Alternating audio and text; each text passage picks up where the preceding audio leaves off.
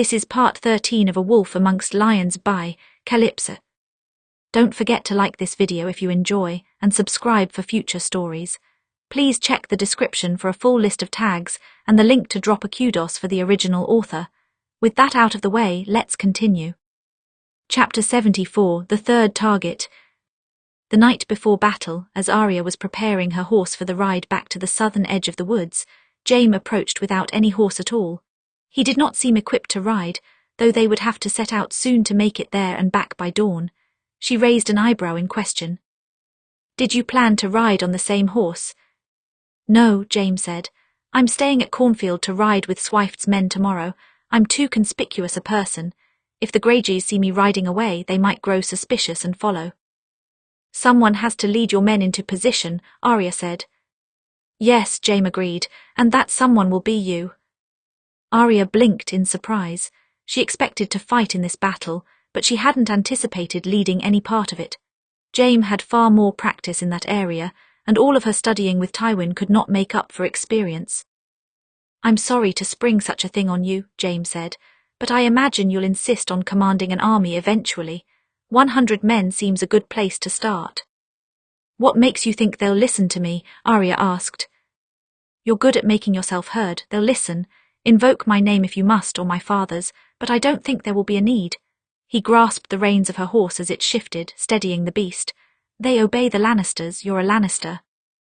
"I don't know the woods," Arya said. "You've studied the map, and the valley is at the base of a great hill, impossible to miss. Ask some of the soldiers to help guide you to the exact place." Jaime tilted his head to the side. "You've been fighting for this for some time, haven't you? Why do you doubt yourself now?" "Because Arya swallowed hard. "I don't want to be the reason this fails." "You won't be, I trust you." The words swelled inside of Arya and made her stand a little straighter. She had been trying to cope with her new high expectations, but trust was something different than that. There was no doubt in Jaime's voice or expression as he pressed the reins into her hand. He believed wholeheartedly that she could do this. Arya's fingers curled tight around the reins and she nodded once. "Then I'll do it." Jaime smiled, dropping his hand. "Tomorrow at first light I'll ride with the Swifts. Hopefully by then you'll be in the valley. Set the men at every potential blind spot and instruct them to surround the Greyjoys when they fall into the trap. If they don't fall for it, lead them in a charge up the hill to help us." "Consider it done." Arya swung up onto her horse. Before she could urge her mount forward, she felt Jaime's hand slide into her own and she looked down at him, wondering if he had forgotten to give her some instruction. "Ride carefully," he murmured. "I'll see you again tomorrow when it's all over." Arya's chest felt suddenly tight, and for a moment she did not want to release his hand. "Yes, you'll see me. I'll be the only lady for miles with blood on my sword." Jaime grinned, pressing a quick kiss to one of her knuckles. Then he released her and stepped away. Arya held his gaze for a long breath, wondering if she should say something else. But in the end, words failed her and she turned away, urging her horse forward. "Go, boys, fly." The horse took off at a gallop, tearing across the craggy fields toward where the Lannister army waited. She did not look back. She didn't have time for that. At dawn, the Sylpht camp was abuzz with activity. Per Jaime's instructions, they were making a great show of preparing to ride for battle in order to keep Greyjoy eyes fixed squarely on them. With any luck, the Greyjoys wouldn't have even noticed Arya leaving. A single cloaked rider moving in the opposite direction of their target. She was unlikely to draw their eye. Or so Jaime hoped. If they had noticed her or she had been captured or killed then, he shook his head. No, he wouldn't think about that for now. She was a good rider. She would have made it to their men in time. "You're sure your people will be there?" Harry Swift asked, riding up beside Jaime. "I'm sure," Jaime said. "Good, because if they're not, we're outnumbered," Harry Swift said. "And even if we beat them, those bastards will reach the fields and light them up. Are you quite sure your wife will be able to handle this?" "She's handled worse than this." Jaime glanced at Lord Swift. "Were you in the north, my lord, during the rebellion?" "No, we were among those who stayed behind to guard the west," Lord Swift said. "If you had been in the north, you wouldn't question her," Jaime said. "It was her strategy that won us the battle against the Boltons. And she killed the Bolton bastard herself when she was too injured to even stand. She can handle a few Greyjoy raiders." "We'll see," Lord Swift said. "I hope you're right." As the sun broke over the horizon, they formed ranks and began their march toward the tree line. Now came the real test, whether or not Jaime was right about the hill. He was nearly certain, but he knew better than to assume. He had done that with Robb Stark and bitterly regretted it for a year as his prisoner. Lord Swift commanded his men to charge, and Jaime rode with them into the tree line and toward the slant of the great hill. He listened for enemy soldiers. He waited for them to give themselves away. Any moment now, if he was right, there would be an. To his left a horse squealed and fell as it took an arrow to the eye. Jaime's whole body swelled with fire. He was right, they were here. Forward, he called out, do not let them stop you. More arrows rained down upon them, and Jaime kept his head low to avoid them as they whizzed overhead. The screams of dying men echoed through the trees, but he did not let his horse slow. They crested the hill, launching themselves upon the enemy camp, and the Greyjoy raiders met them, steel against steel. But there were not 100 of them, only 30 perhaps. The others, Jaime swung his horse around to look down the hill. The raiders were fleeing into the valley, already turning as if they intended to make it to the fields. Here's your chance, Arya. The Greyjoys crashed into the valley. For a long moment nothing there moved, and Jaime felt a moment of doubt and fear. Perhaps she had been noticed after all. Perhaps she never reached the men at all. Then the valley rustled. At once soldiers rose from the brush, raining arrows down upon the retreating raiders. And Jaime saw Arya herself spin from behind a tree, putting an arrow of her own through a man's eye. He let out a breath. She's been practicing with the bow as well, he thought. Is there a weapon she doesn't use? He didn't have time to contemplate the question for very long. This battle wasn't done yet. With the few men he had kept, he charged down the hill in pursuit of the raiders, leaving the Swifts to deal with the men still on the hill. He cut through the scattering troops. Trying to escape the jaws of death, he did not have much time to see where he was going. In the heat of battle, one only knew to look for enemies and kill them as quickly as possible. A war cry tore from his throat as he slashed his sword up and cut through a man's skull from lip to crown. When he fell back, another hulking soldier moved into his place, and Jaime narrowly blocked a strike from his sword. A second blow forced him to roll from his horse and into the mud, and he had only moments to get on his feet as the man came at him again. He was forced backward as he blocked each strike from the giant of a man, feeling suddenly aware of the sharp hill close behind him. He was being backed into a corner, but before the soldier could make use of it, he howled and dropped to his knees as someone cut across the back of his legs. Seconds later, a sword tip sprouted from his mouth. When he dropped, Arya stood in his place, gasping for breath, blood speckling her pale cheeks. She looked up at him, silently asking if he was all right, and he gave a quick nod. There was no time for talking. Moments later they found themselves back to back, fighting off the scattered attackers. Jaime did not pay attention to how many they killed. He shifted into a familiar mental space, that of a soldier, a killer, a survival, and his sword did the rest. His left hand, after many years of practice, was beginning to serve him well. At some point the fighting died, and Jaime's sword no longer found purchase on either steel or flesh. Bodies were strewn about the woods, but none of them moving toward him, and blood rolled down the edge of his blade, dripping onto the forest floor. Toward the top of the hill he heard a cry of victory, victory of the Swifts and Lannisters. He couldn't help but let out a laugh of relief. At the same moment he felt relief, worry came rushing in, and he turned to look for Arya. She was turning back to look at him as well, an exhausted grin on her face. She swayed for a moment, and he sheathed his sword so he could steady her. "All right?" he asked. She nodded, sheathing her sword. "Yes, all right, you." "Just fine," he smoothed down her wild dark hair. "That was your first true battle, wasn't it?" "Oh, so we're not counting Winterfell because I was injured?" Arya asked. "And barely conscious," Jaime reminded her. "We can count it if you'd like. It's just a bit different being in the midst of the fighting, don't you think?"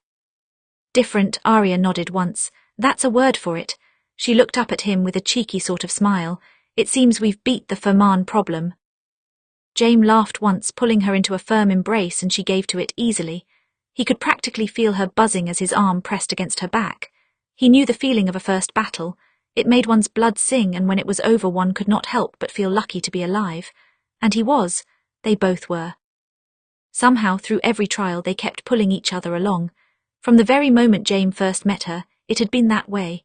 From the loss of his hand to the aftermath of Arya's capture, they took turns faltering and holding each other up, but it was nice for once to both be standing strong, back to back against this new storm of swords. Harry swiped through a lavish victory feast following the battle, and Jaime and Arya had seats up on her at the high table. The food was excellent, and even though the focus was on Arya once again, at least this time it was because of a battle and not a wedding. Now, when the lords and ladies whispered about her from afar, she knew they spoke of how she fought right alongside her husband, and that was a rumour that Arya did not mind in the least. Jaime received the bulk of the praise, but Arya did not take issue with it. He had come up with the plan this time, and she was glad to see him recognised. So many people knew him as a Kingslayer before anything else. The people of Cornfield would look at him as their saviour. Of course, that was not to say that the people ignored Arya. Sir Humphrey inquired on how she had fared in the battle, and she told him that she had fared well enough. No injuries to speak of. He still seemed confused and mystified by her, perhaps a bit afraid, and Arya was content with that. Harry Swift's granddaughter, Joanna Swift, was equally fascinated. She was only a few years younger than Arya, with wide, doe eyes and a tittering little laugh. She and her friends managed to corner Arya when she took a turn about the room to ask about the battle. "Is it true you rode with the soldiers?" Joanna asked. "That's what everyone is saying." "I did," Arya said, "and fought with them too." "I can't imagine that," one of her friends said. "Was it frightening? Were you hurt?" "I suppose it was a bit frightening, yes," Arya said with a small smile. "But fear keeps you sharp in battle. I wasn't hurt." "You could have been though," Joanna said. "Why not stay in the keep with the rest of us? I know men have to fight, but you didn't have to. Why choose it?" "It's something I've always been good at, I suppose," Arya said. "And I've never liked waiting. It begins to drive me mad."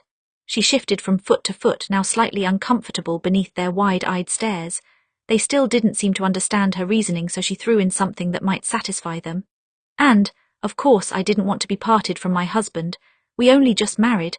I couldn't stand the idea of him dying." That seemed to be an answer they could accept, and Arya was able to extract herself from the conversation, only to run into the very husband in question, who was smirking slightly. "Didn't want to be parted from me, did you?" he asked. "Did you like that?" Arya asked. "I don't think it sounded convincing." No, it was very good," James sipped on his wine. "What a doting wife you are." Her eyes narrowed slightly. "I'm going to take that cup and pour that wine over your head." "Oh, my lady, we both know you can't reach my head." "Isn't that what chairs are for?" "I suppose all the same you shouldn't waste this cup. It's a fine vintage," James said. "Would you like some? It's not poisoned, I checked." "Perhaps it's just a slow-acting poison," Arya said, "and I should wait to find out."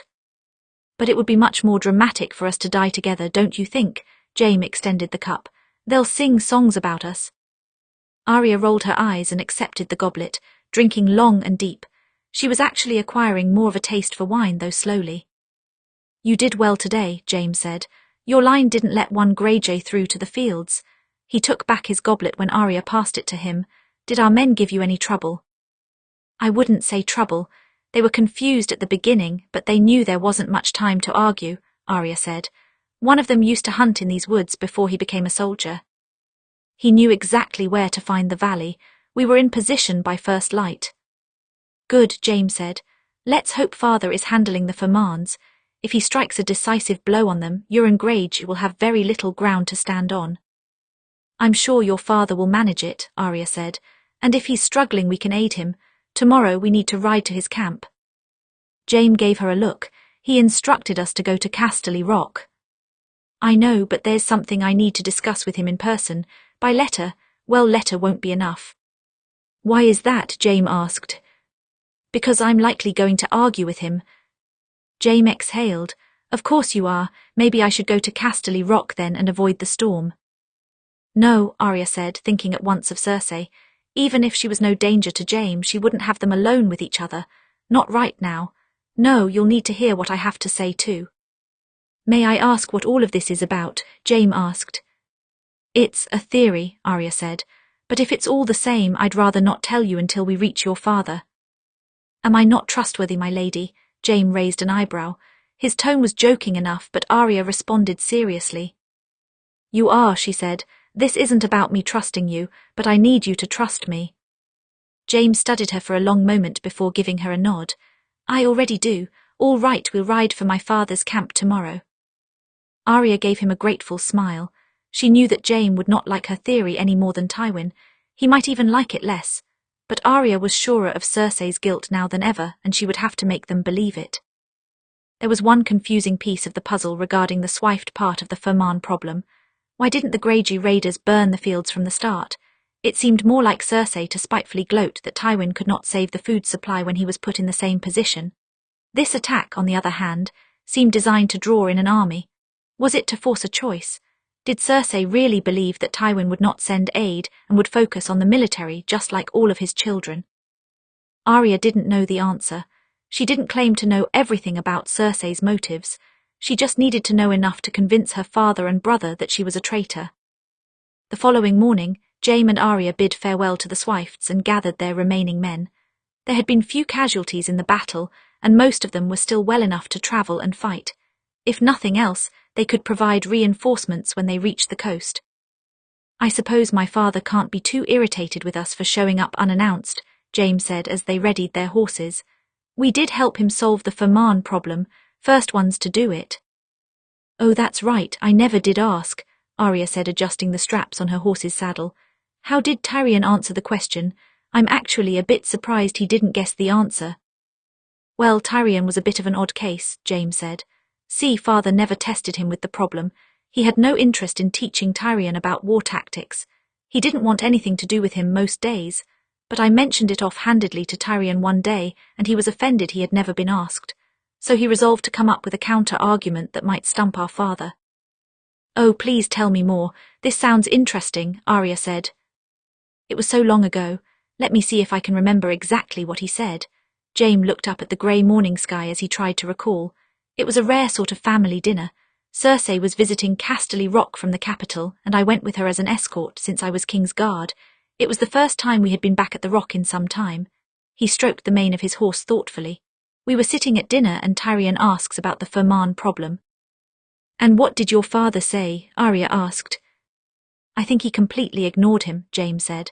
So of course Tyrion kept talking. He said, I'm curious about this little choice. A choice between military and food, it seems, with food being the more valuable.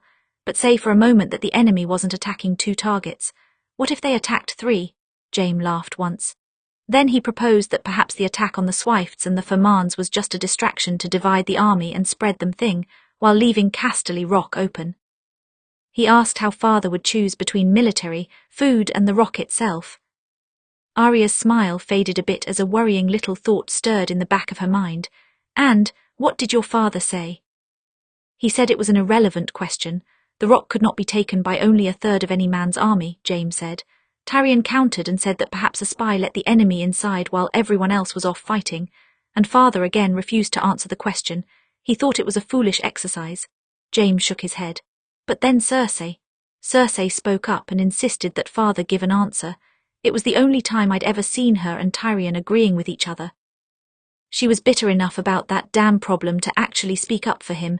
It was something of a miracle. 7 hells, Arya thought. 7 hells, I should have asked for this story much sooner. Suddenly everything made sense. Of course the raiders didn't burn the fields immediately. They were meant to draw in soldiers. The Fermans and the Swifts. 2 fronts made to keep the Lannister army occupied while Cersei opened the door for the Greyjoys at Casterly Rock. She could almost hear her voice in her head. Is the question irrelevant now, father? And what did your father say? She asked at last. I don't remember, Jaime said. I don't remember if he answered or if he just dismissed them. Seeing Cersei and Tyrion as a united front was so strange that I don't think I even listened to what father said. He seemed to notice her expression then, and he tilted his head to the side. Arya, are you all right? I'm fine, Arya said. I think we need to go now. Jaime laughed once. Arya, you don't need to worry about the Rock. Father was right, it's impregnable. Greyjoy would have to have someone on the inside, and I assure you that an exiled Kraken has no friends in the West. No, Arya thought, but he has an ally with a common goal. All the same, she murmured, we should go. I need to speak with your father as soon as possible. Jaime's brow furrowed. Arya. I told you to trust me, Arya said. Do you? He hesitated, but only because he seemed surprised by the severity of her voice. Yes, you know I do. Good, she swung up onto her horse. Then let's ride. Chapter 75, An Impossible Debate. There were ships burning from the coast all the way to Fair Isle itself, and more still sinking into the depths of the sea. Some bore Lannister colours, others Greyjoy, and amongst the rubble, soldiers were drowning or already drowned. This was not the kind of fight Arya would expect an exiled Greyjoy to put up, even with hired cell swords. He must have had some sort of backer who wanted to ruin the West, or ruin Tywin Lannister. Seeing the aftermath of the battle only added more evidence to the already heaping pile that Cersei had betrayed her family. Presenting Cersei as the traitor should have made Arya happy. She was, after all, a name on her list, and she had caused a civil war in the north with her vile manipulations. This was an excuse to bring her down without repercussion from Tywin, but no part of Arya was eager to tell Tywin that his daughter had so utterly betrayed him, and even less of her was eager to tell Jaime that his sister, his lover, was the enemy. Jaime had already lost his brother because of her. Because she killed Joffrey and Tywin needed someone to blame. If Arya was correct, he would lose his sister as well. Quite a battle, Jaime said, but it seems we've won. I see ships with our flags standing but nothing from the Greyjoys. His horse shifted a bit. Still, it's strange that Euron Greyjoy was able to muster so many men. Who knows if that's even all of his men, Arya murmured. I can't imagine him going at the Fair Isles with only half his forces, Jaime said. He only attacked the Swifts with 100 raiders, but rest assured, the bulk of his army was here. You don't think he sent any soldier anywhere else? Arya twisted the reins of her horse around her hand. She asked the question while already knowing the answer in her heart. Euron Greyjoy was already in Casterly Rock. She was sure of it. If he has, I'm sure we'll find out soon. Jaime glanced at her. Are you all right? Arya nodded once but did not reply. Jaime sighed. For future reference, Arya, if I ask that question, I already know you're not. If you already know, then don't ask, Arya muttered. I think that if you tell me what you intend to argue with father about, I could help you, Jaime said. No, Arya said, you can't. If anything, you'll be harder than him to convince, she thought, but did not say. Instead, she urged her horse forward and down the hill. Come on, we've delayed enough. They rode through scores of tents and past fields of wounded men. One boy was hollering for them not to cut off his leg, but the leg was already gone, likely lost to the sea, and the men were just trying to stop the bleeding. Arya hadn't seen this kind of carnage since the siege of Winterfell, and it made bile rise up in the back of her throat. Cersei was the reason for that siege. For the slaughter, she reminded herself, but she pushed the thought back. If she allowed anger to consume her, she knew her argument would not convince Tywin. At last they reached Tywin's tent. He was speaking with his brother Kevan, leaning over a map rolled out on the centre table. Arya knew Kevan had been helping to manage Casterly Rock. She imagined he had brought soldiers from the castle, leaving it all the more open to attack. She could practically hear Cersei in her mind, insisting that her uncle go to help her father. She would manage things at the Rock. She could handle it on her own. Tywin looked up from a map when they entered, his gaze flicking between Arya and Jaime. What are you doing here? I believe I told you to ride for Casterly Rock and wait for my instructions. Arya insisted on coming here first, Jaime said. The good news is we handled the cornfield situation. The harvest is safe. I heard of that last night, Tywin said. Apparently it was a decisive battle. Yes, well, they made the mistake hiding in the westwood. Unfamiliar to them. Very familiar to me, Jaime said. There were few casualties. Tywin nodded once. Good, we can use the fresh men here. He glanced between Arya and Jaime. And you have my thanks for handling the situation. Jaime deserves most of the credit, Arya murmured. It was his strategy this time. Jaime's mouth twitched into a small smile, and Tywin inclined his head in acknowledgement. It was the closest he usually got to open approval, but it seemed to be enough for Jaime, who was so often starved for it. The battle here was less decisive, Kevan said. We forced them into a retreat and sunk many of their ships on the way, but we lost a fair bit of our navy, more than we have lost in many years. And Euron Greyjoy? Jaime asked. Nowhere to be found, Tywin said, and no sight of him in the battle. He may retreat to the Iron Islands and attempt to hold them against our wounded navy, or he may attack again. Or he may be in your keep, Arya thought. She pulled at the fingers of her right hand. Gods, she did not want to have this conversation. We'll beat him back if he does. I suspect he's worse off than us when it comes to men, Jaime said. I won't make the mistake of underestimating him again, Tywin said, looked to Arya. Now, why exactly did you come here before Casterly Rock? Arya felt her own chin lifting, but she didn't try to stop it. I needed to speak to you about something important, you and Jaime actually. Kevan glanced between the three of them before he stepped back from the table. I'll go speak to the other generals. Tywin nodded once, watching Kevan pass from the tent. Then he exhaled. Is it something that could not have been communicated by letter? It could have been, but it's better this way, Arya said. I think I know who the southern traitor is, and you're not going to like it. For a long moment there was silence. She could tell that neither Tywin nor Jaime expected that to be her reason for coming. Behind her, Jaime's armor clinked as he shifted. I doubt I would like to hear the name of any traitor, Tywin said at last. No, maybe not, but you especially won't want to hear this one, Arya said. I want you to understand that I wouldn't make this accusation unless I was sure. Tywin studied her for a long time before he nodded once. Tell me then. It wouldn't be wise to blurt out the name at once. She needed to build at least some of her evidence first in order to help her case. The longer she could keep Jaime and Tywin listening to her, the better. Once they grew defensive, it would be an uphill battle. With every suspect you've thought of, there has always been something lacking, Arya said. The Dornish had no reason to strike at the north. The Tyrells had no reason to start a war while they have such an ideal position. The Brotherhood without banners doesn't have the resources, the connections or the motive to strike at the north. Now there's the Greyjoys, and they might have a good motive. But where could they have found the resources? On top of that, not one of them knew about my engagement to Jaime. Olenna Tyrell suspected perhaps, but whoever was working with Roose Bolton knew and they told him. Yes, I'm aware that none of the previous suspects make sense. Make your point, Tywin said. My point is that there is someone who has a motive to go against you and the North, and the resources to back the Boltons and the Greyjoys. Someone who was one of the first to know about my engagement to Jaime, Arya said. She saw Tywin's face shift just then. It seemed to harden and she could tell he already knew who she meant to name. No, that's not possible. It is, Arya said. There's no one else that makes sense. What are you talking about? Jaime asked, stepping forward to the table. Who? She believes the traitor is Cersei, Tywin said. His voice was flat and Arya had not seen his expression so icy in a long time. Jaime blinked. Arya, that's not possible. I'll grant you that Cersei doesn't like the North and she doesn't like you, but she wouldn't so far as to attack her own country. She wouldn't go against family. She was perfectly happy to go against Tyrion in the past, Arya said. I know she hated him, but I wouldn't say she's overly fond of your father at the moment, not after he sent her away from the capital and her son. She's never acted against me like this, Tywin said, and she wouldn't. Even Tyrion, spiteful as he is, never made the mistake of truly opposing me. But she is the only possibility, Arya said. We know she would gladly attack the North. She hated my father and she hates me. She was against making peace, but she wouldn't do it as herself because she didn't want you to know, so she used the Boltons instead.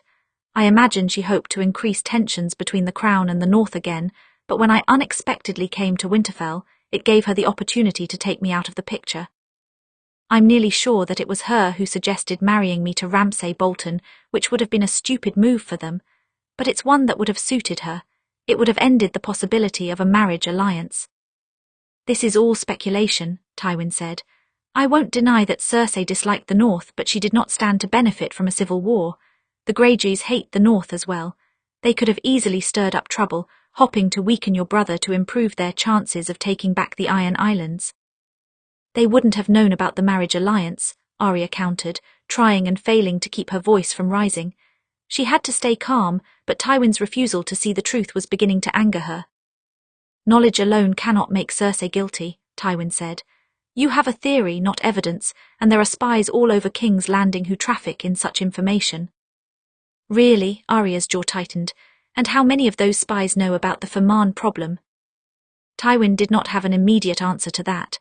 The first time he had not come up with an immediate report, because he knew that the attack on the Swifts and Fermanagh was an incredible coincidence.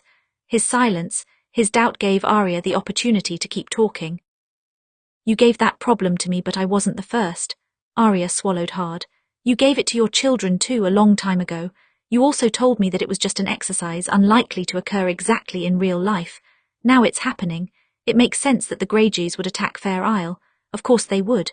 Fair Isle has the majority of the Western Navy and is one of the greatest threats to them if they try to take back the Iron Islands. She slapped her hand against the map. But sending 100 raiders inland for a tiny little keep, Cornfield has no strategic position, it's miles from the sea. It's a coincidence. Cersei wouldn't set Greyjoys on the west. This is our home, Jaime said. And besides that, burning food has always been a tactic of the Greyjoys. They send small parties inland to devastate the countryside. It's not surprising that they wanted to burn the fields. You're right, then why didn't they just burn it? Arya asked. Would have been easy enough. With the lack of rain recently, they could have lit the whole field up before any Swift soldier had time to put on their armor. Instead they waited outside the gates and told Swift that they had a fortnight to surrender, as if they wanted the castle. And when the Swifts sent a raven asking for help, they didn't shoot it down like any Greyjoy would, considering they're known for archery.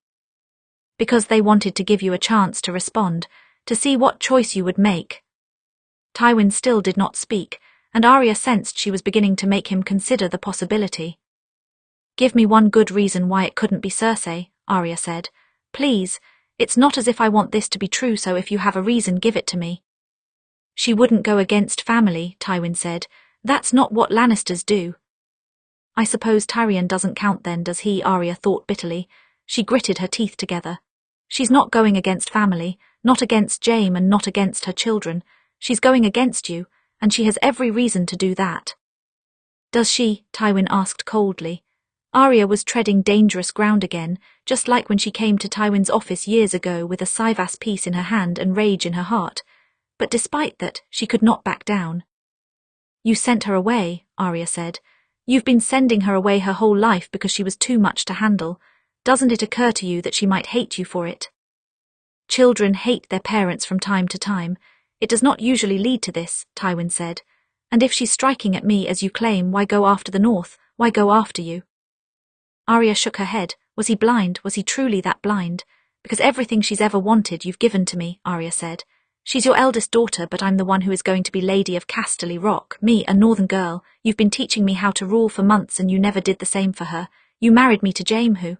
She paused to look at Jaime, whose eyes were wide and panicked, and quickly changed course. Who is her? Twin. Of course she hates me. I don't blame her for it. And if I had died or if I had been married to Ramsay, it would have spoiled all of your plans. That's all she's trying to do.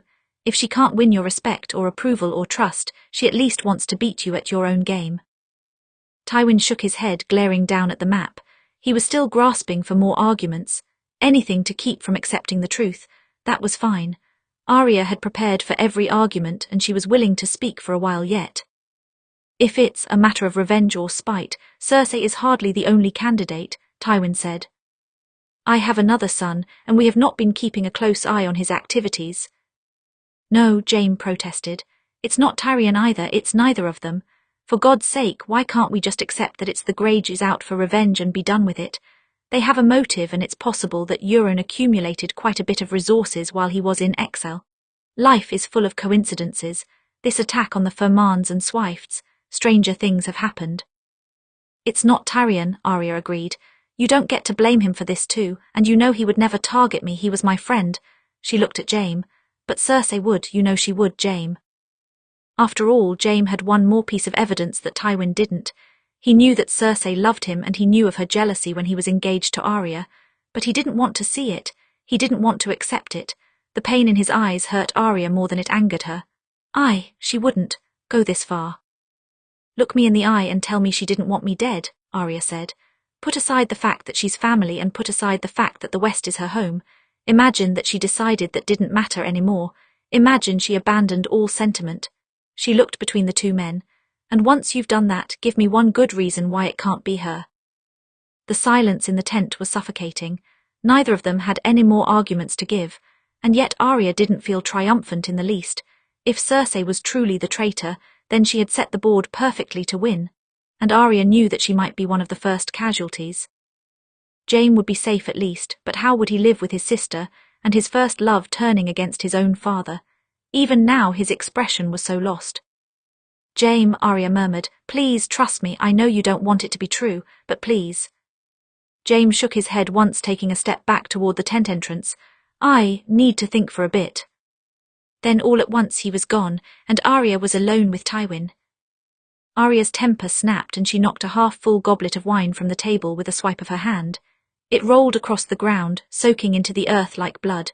Damn it to the seven hells. She had known this wouldn't be easy, but the way Jaime had looked at her just then. He doesn't trust me, Arya thought. Not with this. When it's a choice between me and Cersei, he will always choose her. Slowly she sank onto a stool in the corner of the tent, suddenly exhausted. She was aware of Tywin watching her, but she no longer had the energy to look him in the eye or argue. I'm sorry. Tywin shook his head once. I don't make this accusation lightly. You know that, Arya murmured. I know your claim isn't without merit. He circled back around his desk, sinking slowly into his chair. I will consider your theory. For now, leave me. There isn't time, Arya wanted to say. Cersei might have the rock. But then again, if she had the castle, it was too late to do much of anything. It would only be one more weight to set on his shoulders, and she had given him enough to think about already, so instead she stood slowly and gave him a nod. Yes, my lord. Then she ducked from the tent and back onto the battlefield. At once she was surrounded once again by the sounds of dying men and the smell of smoke. This would leave a scar on the west, one of Cersei's own making. Arya could understand her in many ways. Why she resented her father, why she hated Arya herself, why she wanted her dead. She knew the reason for all of those things, but this attacking her own home and people just to make a point to her father. Arya could not understand that, not if she tried for 1,000 years. When Jaime and Cersei were children, they used to make a sport out of defying their father. They liked to see what they could get away with. Jaime would jump off cliffs into the waters below, risking his life for a foolish rush. Cersei would sneak out of the castle and go wandering in the woods even though she was forbidden to go anywhere without a guard. And their relationship, well, that had been a sort of rebellion in and of itself, they knew from the moment it began, father wouldn't approve. Father would hate the idea of his children committing such a crime against his legacy. They could break all the little ones as much as they wanted. They both knew they couldn't truly defy their father. So no matter how many times Cersei wandered the woods or kissed Jaime in the privacy of one of their chambers, in the end there was nothing she could do when their father wed her to Robert Baratheon. Jaime had a better time of defying him, of course. He joined the king's guard, successfully avoiding burden of marriage, but for his trouble he endured a vicious king, a drunken king, a sadistic king who was his own son, and finally, his father brought him back into the fold once again. Rule-breaking had been a game to Jaime and Cersei when they were younger, but that was all it was, a game. When the real world came knocking and their father with it, they set aside their childish whims and they followed his orders, because they feared him, partially, but it was even more because they longed for his approval. They could play rebellious, but they were never true rebels. But gods, how Cersei had relished the rule-breaking. In the moments she got away with a trick or a lie or any other small crime, how she would smile then. She loved tricking their father, she loved fooling him, she loved beating him. It happened so little that she used to savour her small little victories. But it was a game, just a game. She wouldn't take it this far. That was what he kept telling himself, as if Cersei were the kind of person who showed restraint.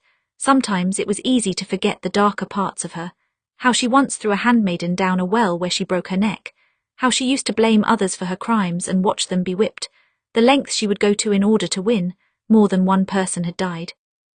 But this is too much, too far, it has to be too far. So much of what Arya had spoken of made sense. Cersei did want Arya dead, and she did want to beat their father. She wanted revenge on them for having so much stolen from her. She wanted Jaime to herself. Jaime knew what she wanted because she was his twin, his other half. He knew her better than anyone. I must.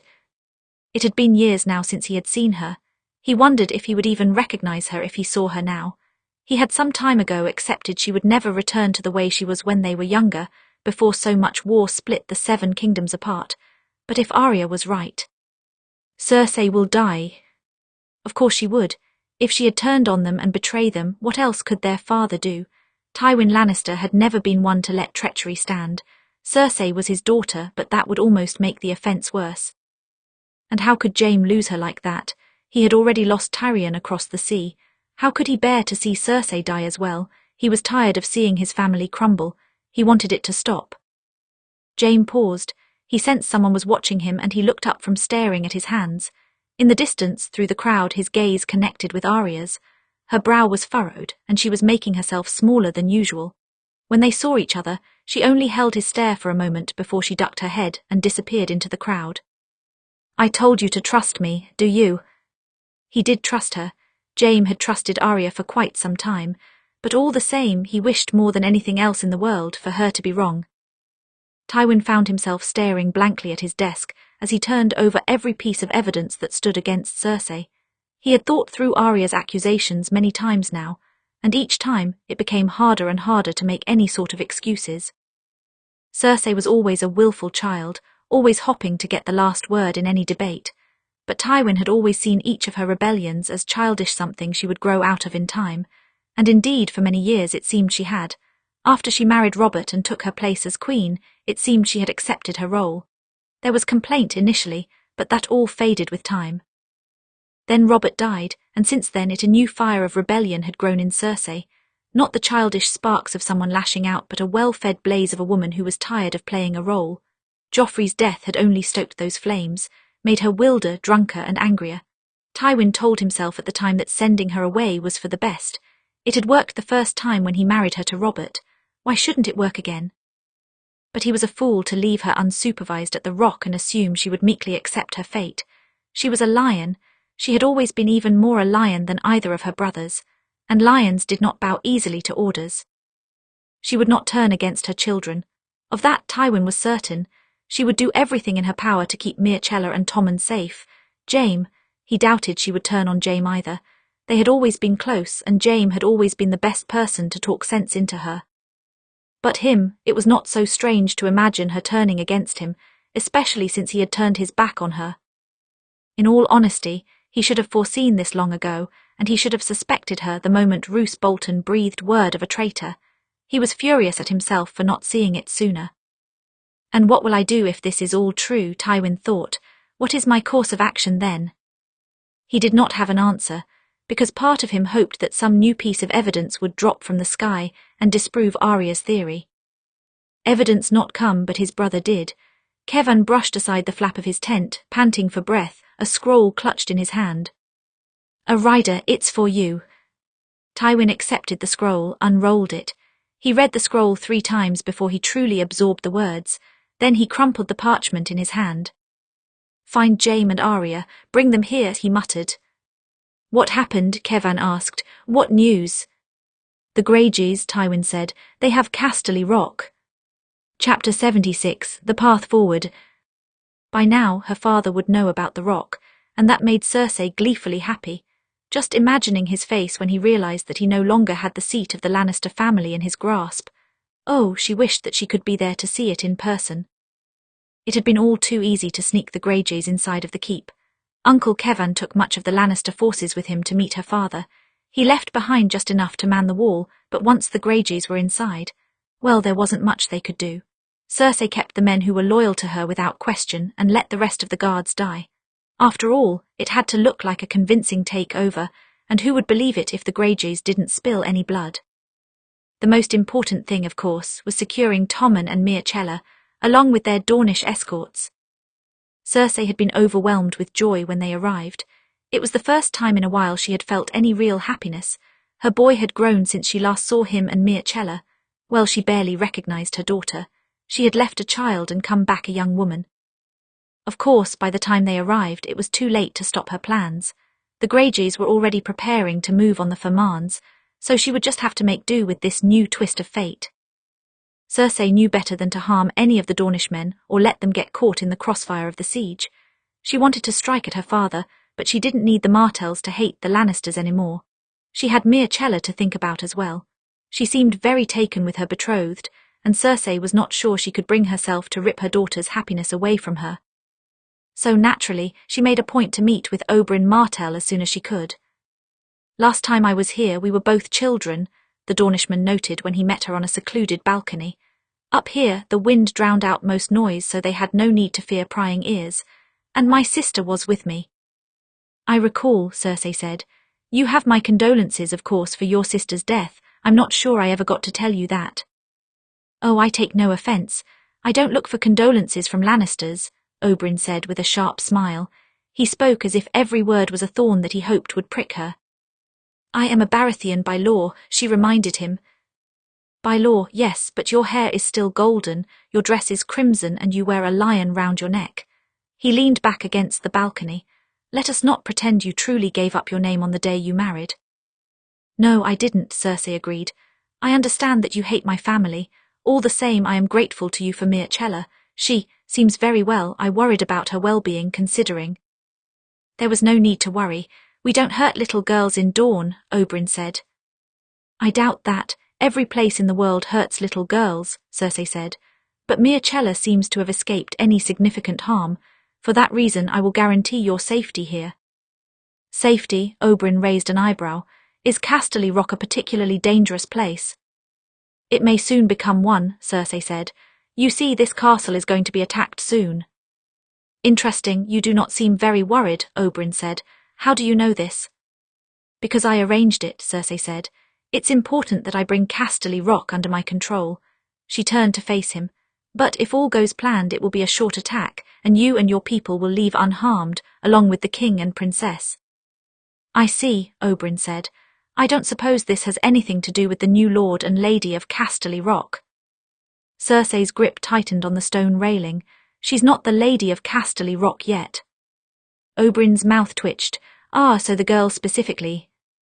No, Cersei said, though I hope to be rid of her by the end of all this. This is more to do with my father than anything else. Now it seemed she piqued Oberyn's interest. Of course she did. He hated her father and wanted revenge as much as she did. Perhaps a different sort of revenge, but it was all the same to Cersei. Really? How so? The Rock is the seat of Lannister power. My father is very concerned with Lannister power. It will put him in quite a difficult spot if he is the first Lannister to lose it. Cersei traced her fingers along the stone. Can you imagine his face? I can, Oberyn said. I'm just wondering why. This is a risky gamble for you. If you are caught, then I doubt your father will forgive you. I won't be caught, Cersei said. And even if I do, Tywin Lannister will still be known as the man whose own daughter turned against him and stole his castle. You hate him so much, Oberyn asked. I sympathize truly, but he is your father. Why shouldn't I? Cersei said. He barely thinks of me as his daughter. He replaced me some time ago. Ah, Oberyn tilted his head to the side. And you're sure this isn't about Arya Lannister? She's a Stark, not a Lannister, Cersei muttered. Yes, of course, apologies, but that does not answer my question, Oberyn said. Cersei glared at him for a moment before reminding herself that this was a potential ally. She merely had to make him see her side. You blame my father for Elia's death, my father and the mountain. They took away someone precious to you. I wonder, did you care for anyone in the world as much as you cared for your sister? Oberyn's jaw tensed. No, I didn't. You must have lay in bed praying to whatever god would hear that Elia's death would be avenged, and that my father would feel the same pain you felt right then, Cersei said. I understand. I felt that same way when I lost my son, but I can give you the vengeance you seek. Can you? Oberyn asked. Yes, Cersei said. If you remain at Casterly Rock and keep your people out of the crossfire, before you leave I will let you have the mountain. As for my father, I can't promise you his life, but I can promise you he will suffer as you did. Oberyn considered her words for a long moment, drumming his fingers on the stone. And what does the king think of all of this? The king mustn't know. I'll have him and Mircella carefully guarded until the fighting is done, Cersei said. But he will return to King's Landing, safe and sound. I would never let anything happen to him. He's my son. Of course, then I leave him to you, Oberyn pushed off of the balcony. Is that all? Yes, Cersei said.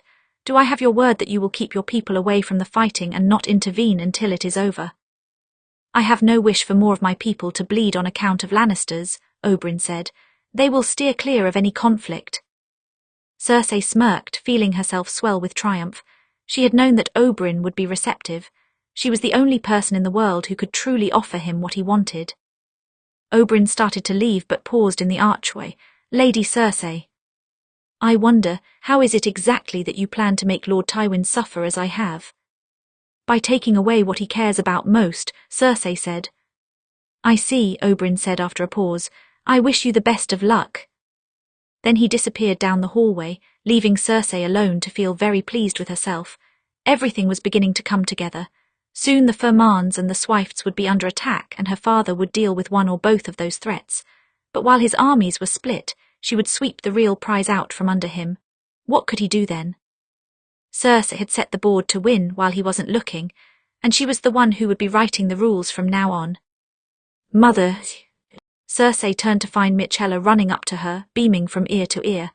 Oh, hello, sweetling. Did you need something? Only for you to come with me. Myrcella grasped her hand. I found the pianoforte this morning at the west wing of the keep.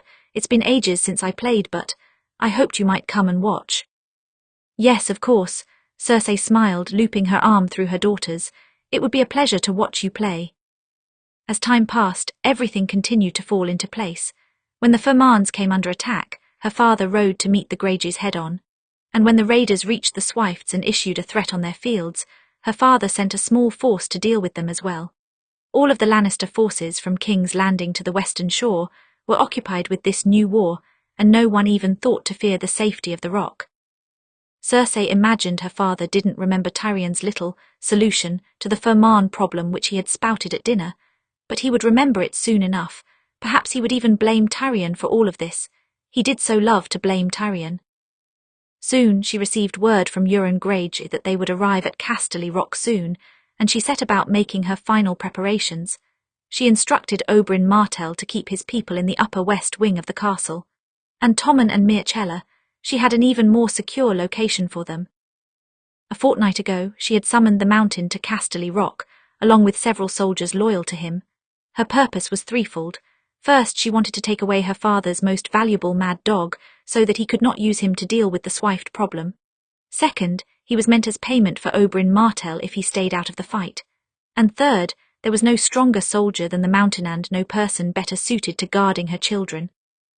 The Mountain was brutal, yes, but he was loyal to the Lannisters without question, and he was too stupid to know that Cersei was going against her father. Cersei was a Lannister, so he followed Lannister orders. She was not a fool. Euron Greyjoy could not be trusted to follow her every order without question, and she did not mean to tempt fate by leaving her children exposed. If Euron Greyjoy tried to go after either of her children, the Mountain could crush his head like an egg. You'll stay here until I come to fetch you, Cersei told Tommen and Myrcella. She had given them a room with 2 large beds and a fireplace to help them keep warm in the cold nights. They would be comfortable enough, but until then, it is important that you do not leave. Mother, what is this? Tommen asked. If the castle is under attack, I can help. Of course you can, Cersei smiled, resting a hand on his cheek. But these are orders from your grandfather. The Greyjoys are proving more dangerous than expected, and we worry they may have spies in the castle. I won't have an assassin take you, so you must stay until I have sorted out the problem. Why must I stay too? Myrcella asked. Do you really think the assassins will come after me? Of course they will, Cersei said. You're a Baratheon by name, but you have Lannister blood. These people hate our family, and when they see your golden hair, she sighed, smoothing down Myrcella's curls. You trust me, don't you? Yes, Myrcella said, of course. Then listen, I know you're both nearly grown, but please listen to your mother just this once. She smiled sadly. I could not stand to see you die like your brother. We won't, Tommen promised her. Are you sure this is necessary? I'm sure, Tommen, Cersei smiled. Then we'll stay, Tommen said. But please keep me informed on what's happening outside. I'm the king, I should know. Cersei was very proud of her son in that moment. He was beginning to stand more like a king, beginning to talk more like one. How much he had grown. Yes, of course, I will visit as often as I can. She drew them both into her arms, hugging tightly. Stay safe, sweetlings, I'll be back when it's all over. And that had brought her to this moment. This triumphant moment in which she and Euron Greyjoy controlled the keep of her childhood. For once it did not belong to her father or either of her brothers or her uncle. It belonged to her and her alone. She was the only Lannister in the Rock, and its fate rested in her hands. The seat of the Rock, 2 great golden chairs, set at the top of great stone steps, were empty, waiting for the Lord and Lady of the West. I am the Lady of the West, she thought. It was always meant for me. Why don't you take a seat? Euron Greyjoy asked from behind her. That golden chair is what you wanted, isn't it? Cersei smiled to herself. No, I want the seat, of course, but there is still much more work to be done. Of course there is. You don't seem like an easily satisfied woman, Euron said. You don't dream small. Small dreams are for small people, Cersei said, climbing the steps. She let herself savor every one of them until at last she turned and sat in the chair meant for her father. She exhaled, gripping the arms tightly, feeling the power of the great seat. But Euron Greyjoy was right. It did not begin to satisfy her. A chair that fancy looks good on you, Euron said. What now, Lady Lannister? Now you send your demands to my father, Cersei said. It's his turn now. Let's see what moves he makes. I have your rock hostage and all the gold beneath. I have your daughter and granddaughter. I have the king. If you wish for them to keep their throats, send the soon-to-be Lord and Lady of Casterly Rock to negotiate. I want the Iron Islands. If you want your castle, you'll give me back mine, or Lannister blood will stain your halls. Arya listened in silence as Tywin read the letter, feeling her heart ram against her rib cage. At once she saw Cersei's plan take shape. Of course she wanted Arya and Jaime to come to the rock. Then she would have Jaime to herself and could cut Arya's throat without much trouble. How perfectly she had set the pieces. How perfectly she had rigged the board. Did you suspect this would happen? Tywin asked her as he tossed the letter onto the table. Arya nodded once. Jaime told you of Tyrion's solution to the Ferman problem, didn't he? Yes, that was what sent me riding here so quickly, Arya said. I should have told you earlier, but I was tired of arguing. It wouldn't have made a difference. The castle was already taken, Tywin said. I remember when Tyrion spoke of something like this. What if they had a third target, he said. What if the Ferman problem was just a distraction? I remember that night clearly because it was one of the only times Cersei stood with Tyrion. Usually they disagreed out of principle. Not then. So you believe me? Arya asked. Yes, I do, unfortunately, Tywin said. We don't have any more time for doubts.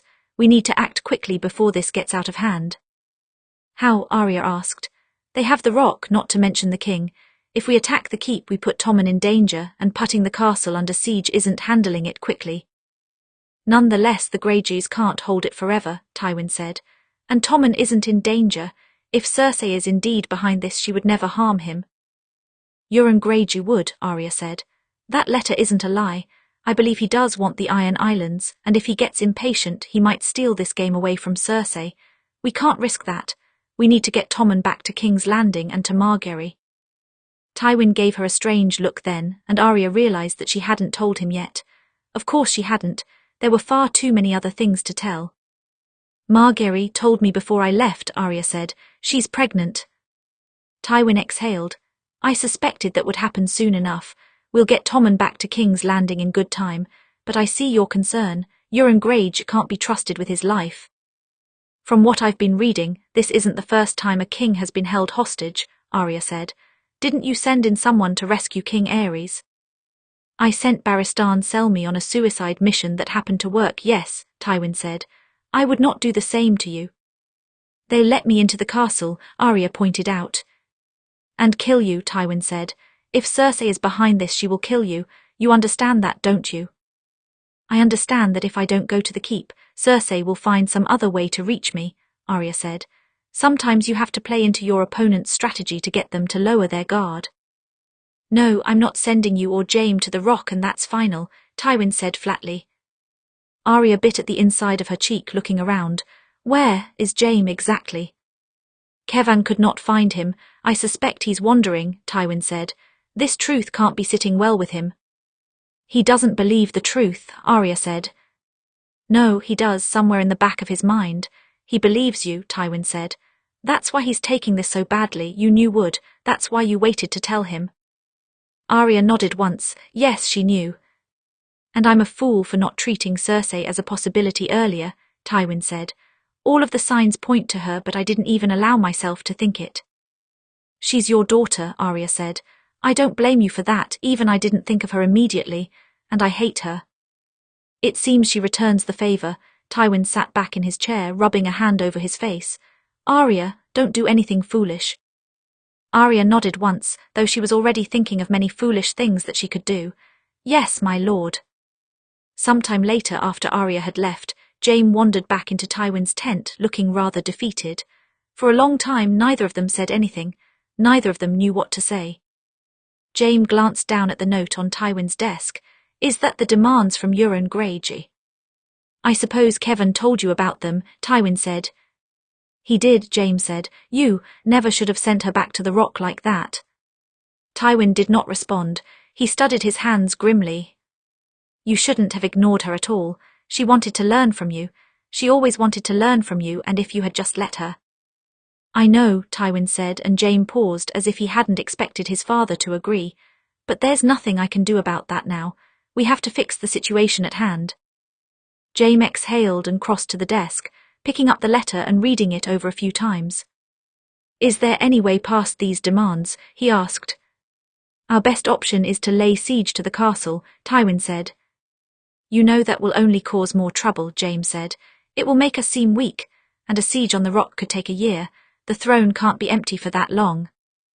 It's not ideal, no, Tywin said. The only way to end this quickly is to have someone on the inside, Jaime said.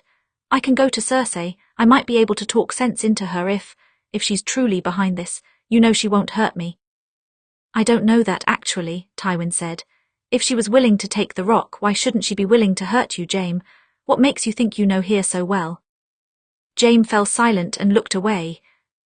I told Arya the same thing. Both of you are the future of Lannister House. I'm not going to risk your lives, Tywin said. Nothing will happen to Arya, I promise. You cannot promise that. You couldn't promise that in the north, and you can't promise it now. So we go with your plan then. A slow siege to weaken the west. There's another way. I have an idea that.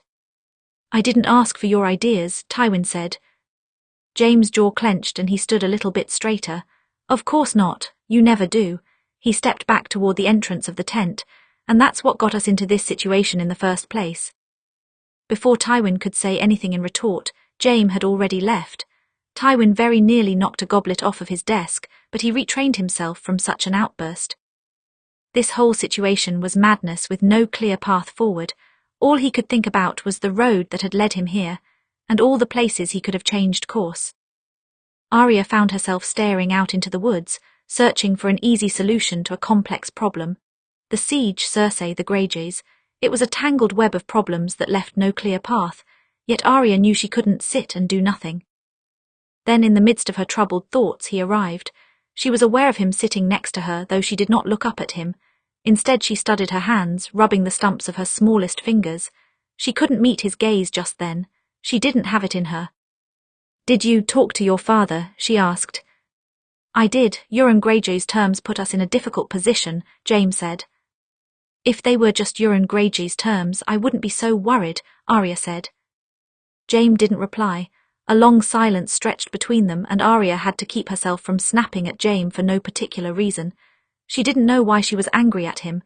She didn't know why she was upset at all. She had anticipated this reaction, hadn't she? She had expected it. It's a lot to take in, you know that, don't you? Jaime asked at last. I've spent the last hours trying to even wrap my mind around it, and I cannot even say how much I want you to be wrong about this. I know, Arya said. Her voice came out flatter than she intended. She was your first love, you still love her, I understand that, but regardless of whether or not I'm right, I think we can agree that Euron Greyjoy is a threat to Tommen. Yes, we can agree on that, Jaime said. Then we have to go, don't we? Arya stood to her feet. We have to meet his demands. Maybe not, Jaime said. That is, I agree we have to go, but we might not need to enter the keep through the front gate. Arya's brow furrowed. There's a secret way in. Yes, courtesy of Tyrion, actually, Jaime said. Father gave him charge of the sewers many years ago. It was supposed to be an insult, but Tyrion did a better job than anyone else in the past several centuries. Of course, he found a way to work the task to his benefit. He made a passage tucked away from sight and only accessible by boat. If you sail along the cliffs, the guards can spot you. Why would he build a weakness into Casterly Rock's defences? Arya asked. He wanted to sneak in whores, Jaime said. Father didn't approve of them at all. It was a way for Tyrion to rebel. Well, so long as Tyrion gave Cersei this plan, at least he gave us a way in, Arya said. Perhaps if we sneak inside under cover of darkness, we can find a way to open the gate. How many soldiers can we take? No soldiers, Jaime said. If any spy sees us travelling with men in Lannister uniform, they'll report us immediately. If we travel alone and in disguise, we have a better chance. A better chance to die if we're caught, Arya said. Well, Euron Greyjoy demanded we come to meet him alone. I doubt he'll kill us immediately, Jaime said. He wants to make a deal. He's already made a deal, and it isn't with us, Arya said. Jaime's brows knit together and he looked down at his golden hand. She could see him still fighting it, fighting the truth. Oh, how he wanted Cersei to be an innocent hostage in all of this, if only that were the case. Arya had a better chance of surviving Euron Greyjoy than Cersei Lannister. Arya, Jaime said, if Cersei is behind this. She is, Arya said. I know, he shook his head. If we're caught, I'll do what I can to make sure you leave the rock alive. She does listen to me. I promise that nothing will happen to you. Arya felt her heart clench for more than one reason, but mostly it was sadness that Jaime actually thought that he could control or subdue Cersei in any way. If she had gone this far already to hurt Arya, what made him think he had any power over her at all? Arya knew the truth. If they were caught, Cersei would make sure she died, and Jaime wouldn't be able to do a damn thing. We should go soon, she said at last, while we still have the light and before your father stops us. Then she turned and walked away. As Arya went to find the horses, she found her hand clasp the knife in her belt, the knife she had dipped in poison. Even if she was killed, and it was very likely, hopefully she could take Cersei with her. She wasn't the last name on Arya's list, but she was the first she had ever added. One way or another, she would see her name fall from that list. Chapter 77, Realization. Before the sun had set, Jaime and Arya had garbed themselves in nondescript clothing, ridding themselves of anything that might scream Lannister or Stark. Jaime covered his golden hand with a glove as it would be a dead giveaway. The only thing they kept of their house was their swords, and they made sure their cloaks hid the fine steel. Arya managed to convince Jaime that they should take at least 3 of their men along, those that had proved themselves survivors in wars past. An entire battalion would surely draw attention, but 5 travellers on the road was not much more suspicious than 2. Jaime chose 3 soldiers who had been with him ever since the siege of Dragonstone: Merwyn, Thomas and Philip. Arya was passingly familiar with them from the Battle of Cornfield. Merwyn, in particular, had been invaluable with helping her navigate the woods. All 3 survived infiltrating Dragonstone and the twins, Jaime said. I hope that their luck will hold. They're good at going unnoticed at least, Arya said. Arya left a note behind with the rest of their men, instructing them to deliver it to Tywin at sunrise. This only had a chance of succeeding if the Lannister army moved close behind them, but not too closely. They rode hard all through the rest of the day and into the night. Arya did not feel an ounce of exhaustion. All she could think about was Cersei and the poisoned dagger tucked safely into a sheath at her sleeve. If they were lucky, they would be able to secure the gate at Casterly Rock and allow Tywin's soldiers in. If not, well, she had no doubt she would end up in front of Cersei at some point this night, and she was prepared for that. Soon enough they reached the rock. Even in almost total darkness, it stuck out like a great mass on the horizon. It was one of the largest keeps Arya had ever seen in her life, a monster carved out of the very stone, the castle she was meant to be the lady of, if she survived. The darkness gave them good cover, and they reached the base of the rock without being seen. When they were on the banks, they paused for Merwyn and the others to draw in a tiny boat which Jaime knew Tyrion still had hidden there, just in case. As they did, Jaime described the castle layout to Arya, in case they got separated. The courtyard is the most important, Jaime said. There are 2 main gate towers and 2 people are needed to raise the gate, one on each side. They have a good vantage point to keep watch on the outside of the keep, but there are plenty of blind spots on the inside. Namely, the smith just behind the left guard tower. Well, it will be your right when you approach it. From there we may be able to get a sense of how many soldiers are guarding each tower. Right, Arya said. Merwyn, Philip or Thomas might be able to steal the uniform of a guard and use it to take them by surprise. If we do attack the gate towers, we can't give them any chance to raise an alarm. Then the game is over. Agreed, Jaime said. I'll get us to the level of the courtyard. From where we enter, we'll have to climb several flights of stairs. How many is several? Arya said. In case we get separated. 10, no, 11. Is it 10 or 11? It's 11, I'm sure, Jaime said, but I'll try to get you where you need to go before I leave you. Try not to leave me at all, Arya suggested. Jaime's mouth twitched into a small smile, but he did not reply, and a spike of worry shot through her. At last the boat was at the bank and they climbed carefully inside. It was meant for 3 people at most, so it tipped dangerously in the waves, but Philip was able to steady the vessel. Then they began to row. It was the dead of night, and the thin sliver of moon was covered by clouds. They could barely see anything and they could not light a torch without risking the guards above noticing them. Instead, they used the rocks to guide them and sure enough, Jaime bore them safely into a little crack in the cliffs, just large enough to allow a few people inside. The passageway was narrow and it stunk of shit, but once inside they were able to light torches to help them see. Then Jaime led the way forward. Tyrion showed me this place proudly once when I visited the rock, Jaime said. It's been some time but I remember the way. They wound their way through the passage until they at last reached a dank cellar, which may have once been used for storage, but was now abandoned. Merwin checked the hall outside the door for guards, then motioned for the rest of them to follow. They made their way up a series of winding stairs. From seeing the keep from the outside, Arya couldn't begin to guess how many stairs were in this monster of a castle or how many floors.